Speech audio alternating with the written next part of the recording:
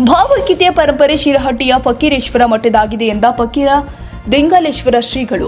ಗದಗ ಹಾಗೂ ಶಿರಹಟ್ಟಿ ಎರಡು ಮಠದ ನಡುವೆ ಸಂಘರ್ಷ ಏರ್ಪಟ್ಟಿದೆ. ತೋಂಟದಾರ ಸಿದ್ದಲಿಂಗ ಶ್ರೀಗಳ ಜಯಂತಿಯನ್ನ ಭಾವೈಕ್ಯತಾ ದಿನವನ್ನಾಗಿ ಆಚರಿಸುವುದಕ್ಕೆ ಫಕೀರೇಶ್ವರ ಮಠದ ಉತ್ತರಾಧಿಕಾರಿ ಫಕೀರ ದಿಂಗಾಲೇಶ್ವರ ಶ್ರೀಗಳು ಆಕ್ಷೇಪವನ್ನು ವ್ಯಕ್ತಪಡಿಸಿದ್ದಾರೆ.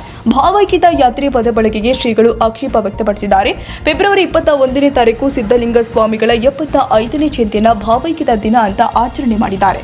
ಗದಗ ನಗರದಲ್ಲಿ ಎಚ್ಚರಿಕೆ ನೀಡಿದ ಫಕೀರ ದಿಂಗಾಲೇಶ್ವರ ಶ್ರೀಗಳು, ಭಾವೈಕ್ಯತೆಯ ಪರಂಪರೆ ಶಿರಹಟ್ಟಿಯ ಫಕೀರೇಶ್ವರ ಮಠದ್ದಾಗಿದೆ. ಲಿಂಗೈಕ್ಯ ಡಾಕ್ಟರ್ ಸಿದ್ದಲಿಂಗ ಸ್ವಾಮೀಜಿ ಅವರಿಗೆ ಭಾವೈಕ್ಯತೆ ಹರಿಕಾರ ಅನ್ವಯವೂ ಆಗೋದಿಲ್ಲ. ಹೀಗಾಗಿ ಭಾವೈಕ್ಯತಾ ಹರಿಕಾರ ಎನ್ನುವ ಪದವನ್ನ ಬಳಕೆ ಮಾಡಬಾರದು ಅಂತ ಹೇಳಿದ್ರು ಕೂಡ ಭಾವೈಕ್ಯತಾ ದಿನಾಚರಣೆಗೆ ನಮ್ಮ ವಿರೋಧವಿದೆ.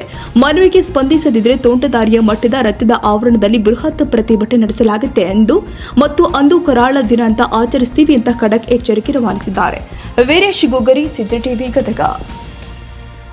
ದಿವಸ ನಾವು ಗದಗಿನಲ್ಲಿ ಒಂದು ಸುದ್ದಿಗೋಷ್ಠಿಯನ್ನು ಮಾಡಿ ತೋಂಟದ ಸಿದ್ದಲಿಂಗ ಮಹಾಸ್ವಾಮಿಗಳವರ ಜಯಂತಿಯನ್ನು ಭಾವೈಕ್ಯತೆ ನಮ್ಮ ದಿನವನ್ನಾಗಿ ಆಚರಿಸುವುದು ಬೇಡ ಮತ್ತು ಅವರಿಗೆ ಭಾವೈಕ್ಯತಾ ಹರಿಕಾರ ಅನ್ನುವಂತಹ ಪದವನ್ನು ಪ್ರಯೋಗ ಮಾಡಬಾರದು ಅನ್ನುವ ಒಂದು ವಿಚಾರವನ್ನು ನಾವು ಮಾಧ್ಯಮದ ಮೂಲಕ ರಾಜ್ಯದ ಗಮನಕ್ಕೆ ತಂದಿದ್ದೇವೆ. ನಾವು ನಿನ್ನಿನ ದಿವಸ ಗದಗಿನ ಸ್ವಾಮೀಜಿಯವರು ಈ ವಿಚಾರಕ್ಕೆ ಬೆಲೆ ಕೊಟ್ಟು ಹಿಂದಕ್ಕೆ ಸರಿಯುವುದಾದರೆ ನಮ್ಮ ಹೋರಾಟವನ್ನು ನಾವು ಮಾಡುವುದಿಲ್ಲ ಅನ್ನುವಂಥ ಮಾತನ್ನು ಹೇಳಿದ್ವಿ. ಅವರು ನಿನ್ನಿನ ದಿವಸ ಸುದ್ದಿಗೋಷ್ಠಿಯನ್ನು ಮಾಡಿ ಅವರು ಹೋರಾಟ ಮಾಡಬಹುದು ಅನ್ನುವಂತಹ ಒಂದು ಮಾತು